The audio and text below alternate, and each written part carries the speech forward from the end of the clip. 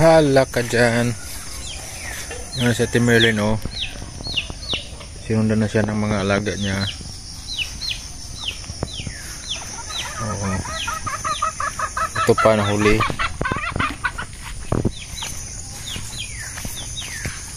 Ito pa yung iba, oh.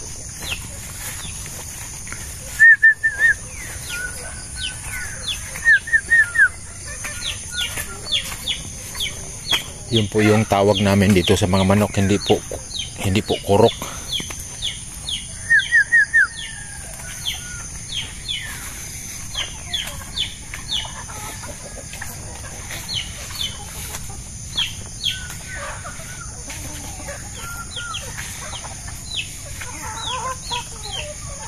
Meron po kaming nabiling isang lalaki na yung pogi na yan. So siya po yung maglalahi sa mga babaeng manok dito. So mag-upgrade tayo ng variety. Oy, si Lala.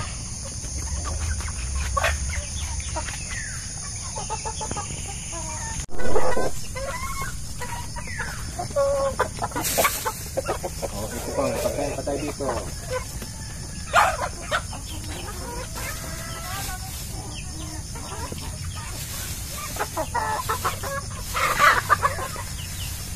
Ito pa, may mga pagkain pa tayo.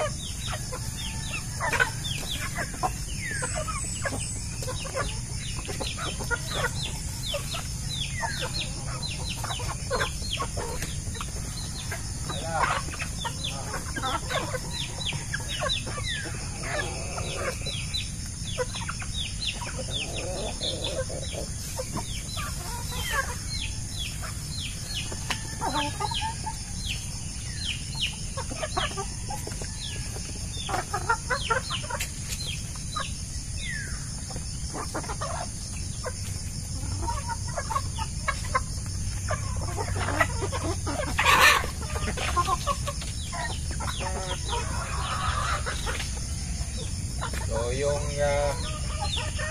mga yan, mga kanin sobra-sobra doon sa lighthouse. Yan, inipon ni Maramara, shout out Maramara. Kanya po yan, siya po nag-iipon. Tapos tinatawagan kami kung pwede nang kunin, marami na. Ginagawa kasi niya ay nilagay niya sa ref para hindi masira. Yan. Okay, good morning po. Saan man kayong dako, Luzon, Visayas, Mindanao at sa apat na sulok ng ating daigdig. Sana po ay nasa mabuti kayong kalagayan. Ngayon po dito po tayo sa farm kubo natin at gusto kong ayusin itong ating mini fish pond kasi lumakas po ang ulan kagabi. Baka po ay umapaw at mawala yung ating mga isda. So ayusin ko po yung pilapil niya. Palaliman ko ng konti, tapos lagyan ko ng net para po kung medyo wala kasing wala pa kasing kanal na ginawa. So nilagyan ko lang ng outlet kawayan, pero hindi po niya kakayanin kasi may net. Tapos pag naharangan yung net ay hindi na po makaagos ng magandang ang tubig. So ang gagawin ko po, lagyan ko talaga ng maliit na kanal, tapos lagyan ko ng net kasi kahit lumakas man yung agos ay hindi po aapaw at hindi po mawala yung ating mga isda. Okay po, so samahan niyo po ako. So ito po, medyo lumakas po ang tubig, ulan kagabi. Kaya medyo pumapaw siya dito. So ang gagawin po natin, gawaan talaga natin siya ng outlet dyan, kanal. Tapos lagyan natin, harangan natin ng net para tuloy-tuloy po yung agos ng tubig. Ano? Okay.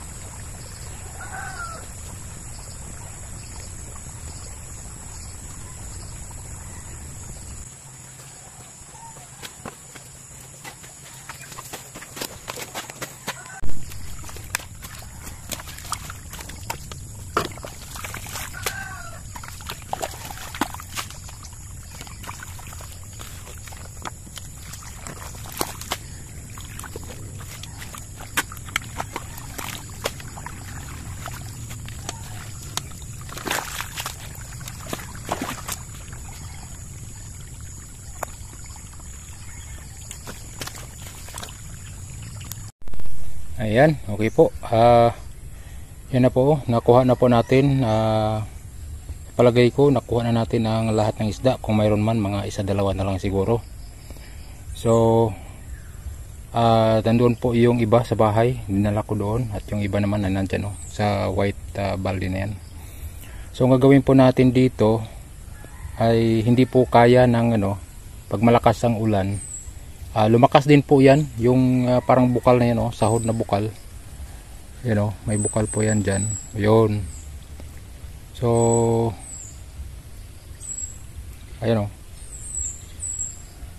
malakas po yan. Pero hindi po galing sa lupa. Sa ilalim po ng lupa, pero sahod lang din po yan. Ayan.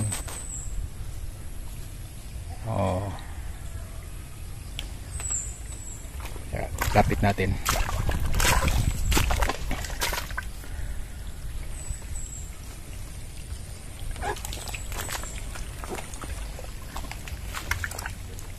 So yan po. Oh, lakas yan, no? So dyan po dumadaan yung malakas na agos at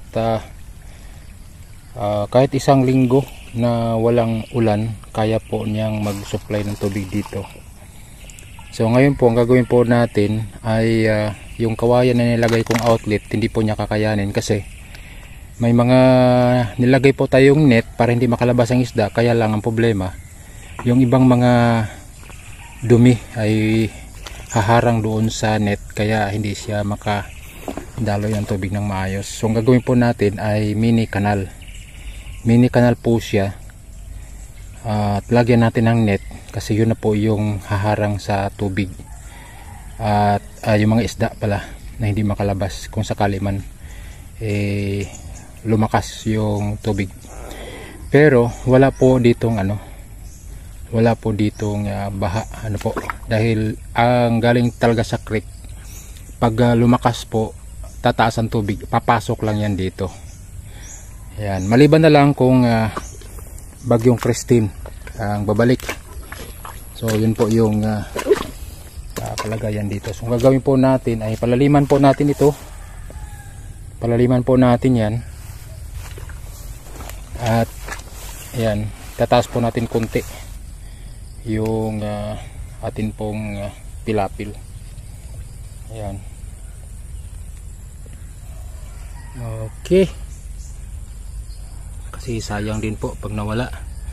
Alam niyo po yung kinukuhaan ko dito sa mga hito na ito sa Naga ay nawas out din. Dahil sa bagyong Christine.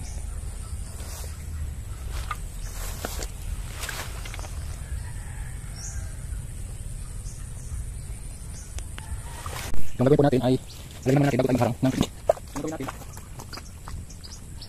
natin ay lulubog natin ito.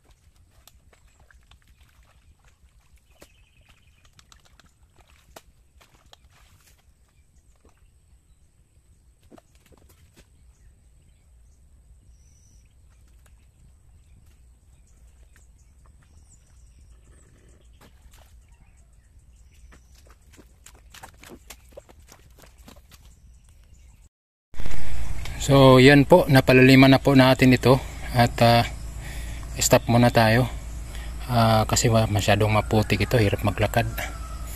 Pero ito na po yung ano po natin, medyo safe na po sila, hindi na po sila basta-bastang makawala kasi may net na po dyan. Tapos if in case aapaw ito, ganyan na po yan siya, hahayaan na po yan natin siya ng ganun para malaya po dyan lalabas ang tubig, ano. So yun po, God bless ating lahat. Yan, so continue to support Kuya Bal Santos Matubang at Edna Vlogs, Kalinga Prab at sa lahat mga Kalinga partners. God bless po. Yan, pabiyahe po kami ng Albay mamaya, samahan niyo po kami. God bless, bye bye.